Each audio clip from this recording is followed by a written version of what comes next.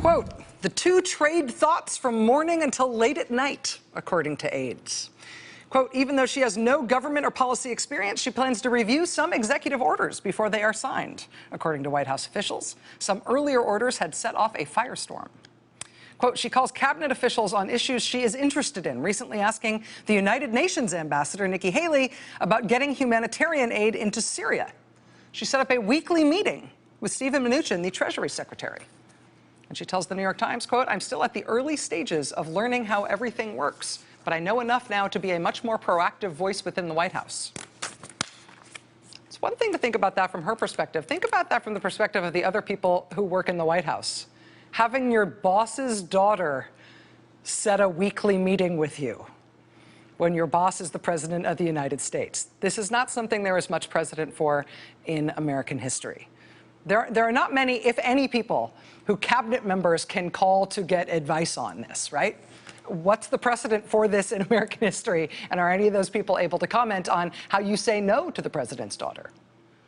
Just one of the many brand new worlds we have stepped into with this administration. Joining us now is Jodi Kantor, one of the people who co-wrote this jaw-dropping piece for the New York Times, someone who has been given rare access to the first daughter. Jodi, it's great to have you here. Thank you for being here. Thank you so much. We had this interesting reporting about the White House sending their kind of minders out into the agencies. They sent somebody from the campaign to the EPA. They sent somebody to Steve Mnuchin's office. And there was this very funny reporting about how the agencies were like annoyed. The guy at the EPA piped up too much at the meetings and they wouldn't let him come to anything anymore. Steve Mnuchin put his minder in the basement at the Treasury. If a person in the federal government does not want to be working with Ivanka Trump, does not want her making decisions in her area of expertise, how is that handled? She's such a different kind of senior advisor.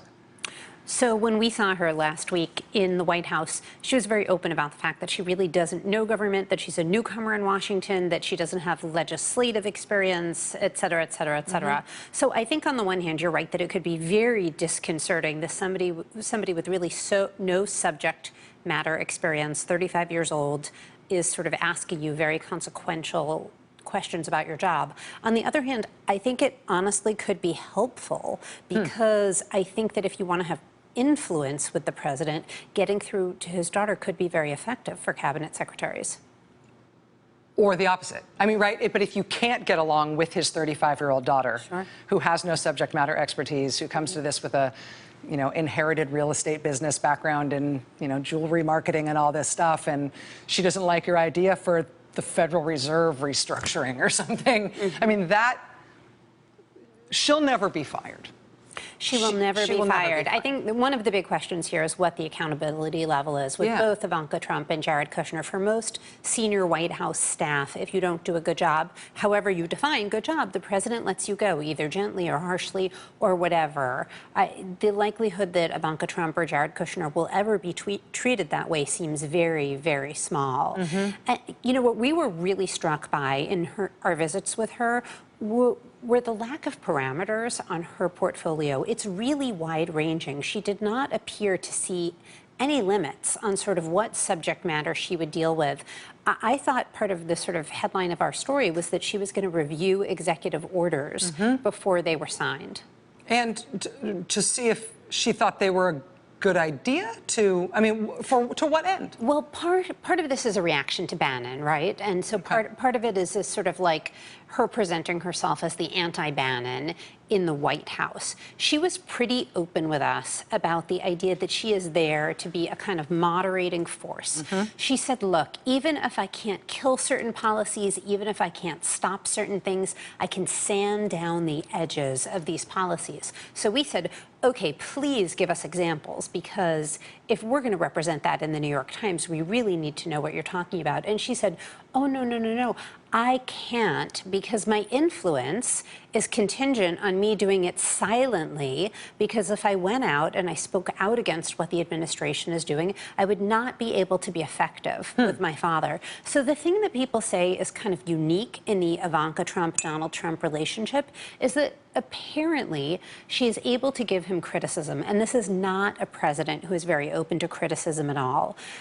Probably one of the most interesting moments in our reporting was Maggie Haberman and I were on the phone with Jared Kushner talking about this, and we asked him to describe the interactions in the West Wing between the president and Ivanka Trump. And he said, they go into the Oval Office together and talk, and they're alone together. And his implication, and other aides supported this, was that basically nobody really knows what's going on in there between father and daughter.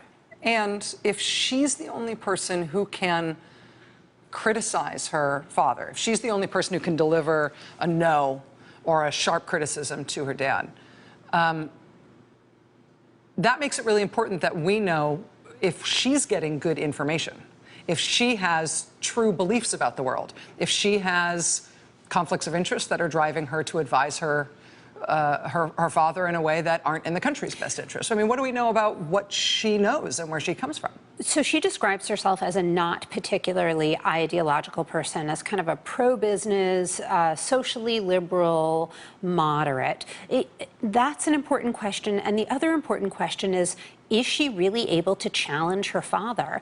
With that, we kind of went to biography, right? Because there were no answers in the White House yet. This is only her second week in the West Wing.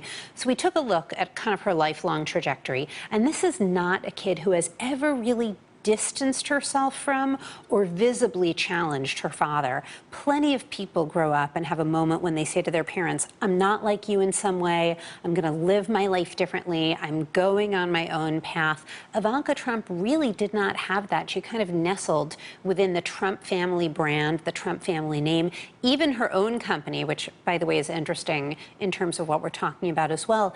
It was kind of like, it was sort of adjacent to the Trump organization. Yeah, you report that she used their payroll, she used their internal resources. Exactly. She essentially set herself up as a part of the Trump organization in what is supposedly an independent business environment. I mean, I struggle with this because I'm not a biography-driven political analyst. Like, I don't believe that you can, you know, look into anybody's eyes or look into their biography or look at their parents and determine, you know, divine whether or not they're going to be good for the country or not. Like, I tend to believe that you have to judge people by their actions, not who they are.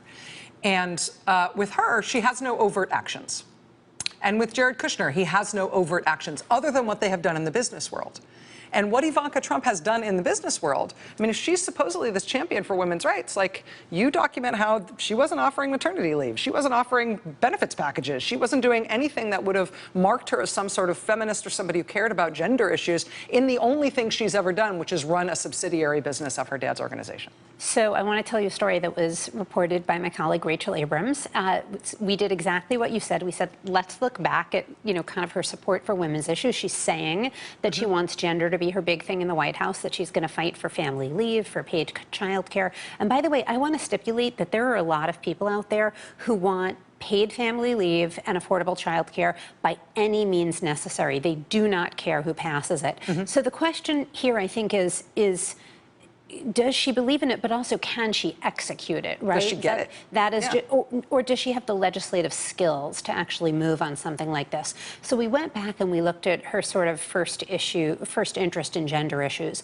And what it was is that when she launched her own kind of apparel brands and other brands, she wanted to become more relatable to regular women. And so she launched this sort of Women Who Work initiative. The Sheryl Sandberg book had just come out. These ideas were very popular, but it was really just a branding campaign. It was a hashtag. And as you say, behind the scenes, she initially had not offered maternity leave to her employees who wanted it. She later came up with a plan.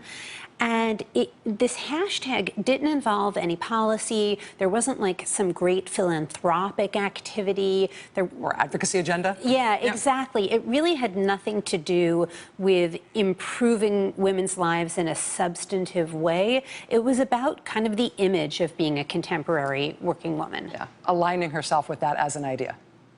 For branding purposes. It's just literally for branding purposes. It's just an incredibly curious trajectory from feminism as kind of marketing campaign to supposedly feminist policy. One really striking thing, by the way, about our encounter with her in the White House is that some of her words sounded so surprisingly like Hillary Clinton's. Now, a lot of the classic Clintonisms don't belong to Hillary only. When, you know, people talk about wanting to empower women, obviously that's very broad language. But some of the things she said about the way women could power the economy and how women had to live up to their full economic potential. It was, the language was so close that I think the skeptical question there is she trying to appropriate Clintonism, even though, of course, Hillary Clinton has been an advocate for women her entire life, and are people going to be happy with that? For people who are really upset that Clinton lost, is Ivanka's work on gender in the White House going to be at all a satisfying substitute? Particularly as, you know, contraception coverage is going to get gutted tomorrow by this executive order that her dad is about to sign. It's a fascinating, again, biographical approaches to this kind of stuff is not usually the way I approach these things, but with the children as presidential advisors, it's the only way in. Jodi Kantor, co-author of this remarkable new piece on Ivanka Trump in the New York Times. It's great to see you, my friend. Thanks. Thanks. All right, we'll be right back. Stay with us. Hey there, I'm Chris Hayes from MSNBC. Thanks for watching MSNBC on YouTube. If you want to keep up to date with the videos we're putting out, you can click subscribe just below me or click over on this list to see lots of other great videos.